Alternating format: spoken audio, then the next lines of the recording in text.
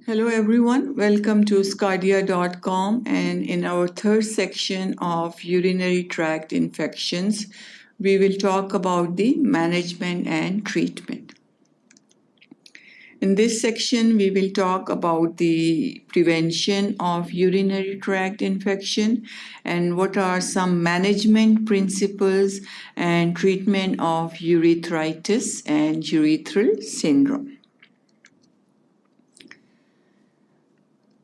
So, protection against urinary tract infection, we can achieve this protection against urinary tract infection is by vulval apposition. Vulval apposition is by bringing two opposite sides closer. So, vulval apposition.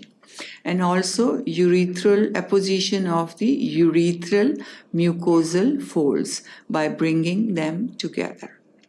And then also by pelvic floor exercises are also very important to strengthen the floor and to strengthen the muscles, and that strengthening of the muscles increase the urethral tone.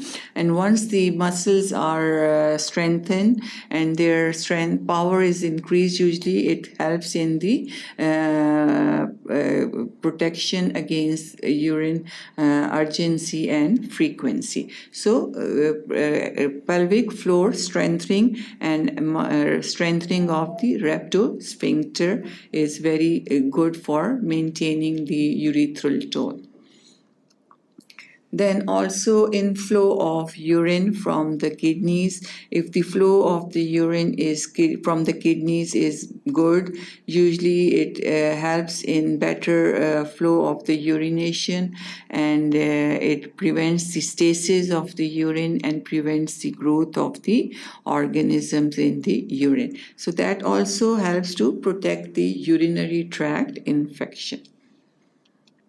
Then also protective bladder mucosa and presence of glycosaminoglycan layer also prevent leaky urethelium. So again, if the mucosa of the bladder is in a healthy condition and the glycosaminoglycan is intact, usually it avoids the penetration of the bacteria and growth of the bacteria. So it is also very helpful in decreasing the chance of getting urinary tract infection.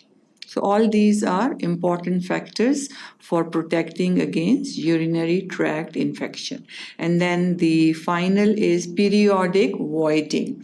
Instead of waiting for a long time and keep on retention of the urine, it's better to avoid the urine after on the periodic basis. So all these are the factors that prevent against urinary tract infection. So vulval apposition of the urethral mucosal fold, strengthening of the pelvic floor muscles to increase the urethral tone, and increasing the inflow of the urine from the kidneys, and protecting the layer of the urethra, and periodic voiding. All these are the factors that can help protect against the urinary tract infection. Here, if you see in this picture that shows the cranberry juice is considered very, very effective in the health of the urinary system.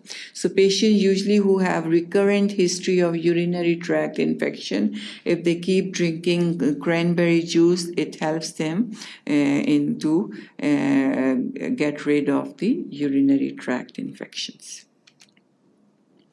Then prevention of reinfection. To prevent lower urinary tract infection, usually some factors that can help to prevent the infection is maintain proper perineal hygiene. That's very important. Proper washing after micturition is very helpful to maintain the hygiene, perineal hygiene, and cleaning from front to back instead of from back to front. That's very important or helpful for protection or prevention of urinary tract infection. Then prophylaxis of the coital infection, if there is any history of infection or if there is any history of sexually transmitted infections, or if there is any history of infection to the if the partner has any sexual history of sexual transmitted diseases, usually prophylaxis or prevention against that is very, very important to prevent the urinary tract infection. Then again, catheter infection, long catheterization leads to urinary tract infection that can be prevented. So catheter should be, usually it's better to change the catheters frequently, and catheter should not be induced for long time.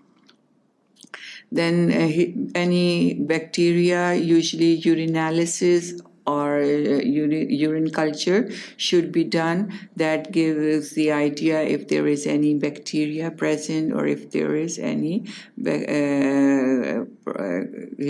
contamination present in the urine. Then prevention of reinfection. If patient has a history of frequent reinfection, how it can be prevented. So if there is any abnormality or if there is any anomaly in the urinary tract, that should be treated. That can lead to recurrence, like if there is any obstruction, if there is any spasm, if there is any stone, that should be removed and treated. Usually if the appropriate drug that should be used in recurrent infection should be used for 2 weeks at least, and this is usually nitrofurantoin or norfloxacin is very, very effective for urinary tract infections, and if there is a history of recurrence, it is used for up to 4 to 6 months. So that's recurrence, how we can prevent the recurrence. For any recurrence, the most important thing is to remove the underlying cause, which is leading to recurrent urinary tract infection. If there is improper hygiene, that should be answered. Tell the patient how they should do proper washing or proper cleaning that's leading to recurrent infections. If there is any obstruction, that should be removed. If there is any spasm or narrowing, that should be dilated. If treatment should be for the longer period of time. Then some management principles is to isolate the organism and drug sensitivity if time permits prior to antimicrobial therapy. That's very important. Once culture is done, usually it gives you the causative organism, and usually treatment is done for the causative organism instead of broad spectrum antibiotics. But in urinary tract infections, usually the antibiotic that's effective against E. coli gives the better relief. That should be started right after a patient comes with the complaints, and if urinalysis and urine dipstick method tells you that urine infection is present. And if the patient doesn't get better on that, usually it is better to get the culture and try to give the treatment which is specific to the causative organism. Then administer antibiotic for at least 7 to 10 days. Then prevention of reinfection is very common, important. So, to prevent reinfection. One negative culture 2 weeks after the course of therapies usually is considered that patient is cured of the infection. So, some general measures. One very important measure to prevent the urinary tract infection is drinking plenty of fluid. So 3 to 4 liters of water a day is very important to for proper hydration of the patient. So some management principles is, if we summarize them, is antibiotic for 7 to 10 days. If the time permits, it's better to start antibiotics after proper culture of the urine, which gives you the specific organism that's causing the infection. Culture takes about 24 to 48 to 72 hours. So if the time permits, it's better to have culture and then start treatment. If the time doesn't permit, if the patient's condition is bad, usually start the antibiotic, and if the patient is not improving, then we can do the culture and then change the antibiotic. Plenty of fluids is important. 3 to 4 liters per day is good to maintain the proper hydration of the patient. After the treatment, if the culture is negative, 2 weeks after the treatment, usually the patient is considered that the UTI is cured.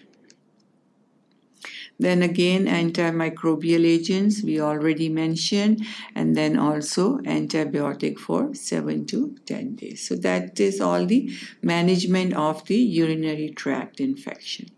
Next, urethritis. Urethritis is the inflammation of the urethra. Whenever there is urethritis present, few things are important that we should consider for the management or treatment of patient with urethritis. Is important thing is if the urethral discharge is present or the urethral discharge is not present. If urethral discharge is present, then the Gram stain results are important. Gram stain is performed on the urethral discharge. If the Gram stain shows that there are increased number of polymorphonuclear neutrophils, and there is gram-negative diplococci are present on the stain, or if there is gram-negative intracellular diplococci alone. So if the gram stain shows that there are polymorphonuclear neutrophils and there are gram-negative diplococci, both are present, or if there are only gram-negative diplococci present. Then if there is gram stain shows if there is increased number of polymorphonuclear neutrophils but no gram-negative diplococci. If there is no gram-negative diplococci, then you treat the patient for non-gonococcal urethritis. But if there is gram-negative intracellular diplococci are present, then we treat the patient for gonococcal urethritis. Treatment are different, so it's important that we should have the gram stain done for the patient. So if the no gram-negative diplococci are present, then treatment is for non-gonococcal urethritis. And for non-gonococcal urethritis, we treat the patient with doxycycline, 100 milligram 2 times a day for 7 days, or with azithromycin, which is 1 gram orally in a single dose if poor compliance is expected. So treatment can be doxycycline for 7 days or azithromycin single dose injectable. orally.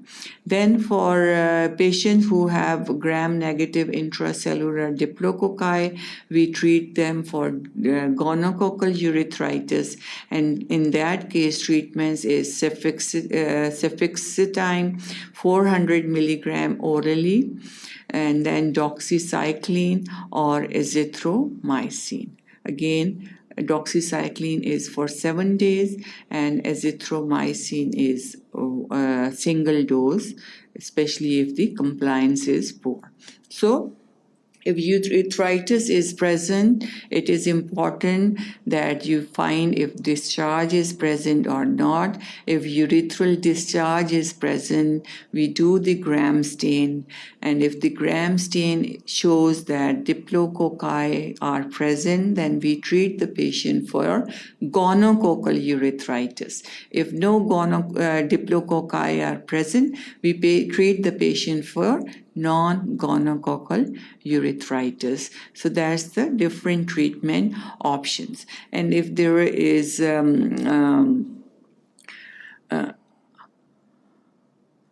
so that's pretty much for the urethritis. We divide the treatment option for urethritis depending on the discharge present or not.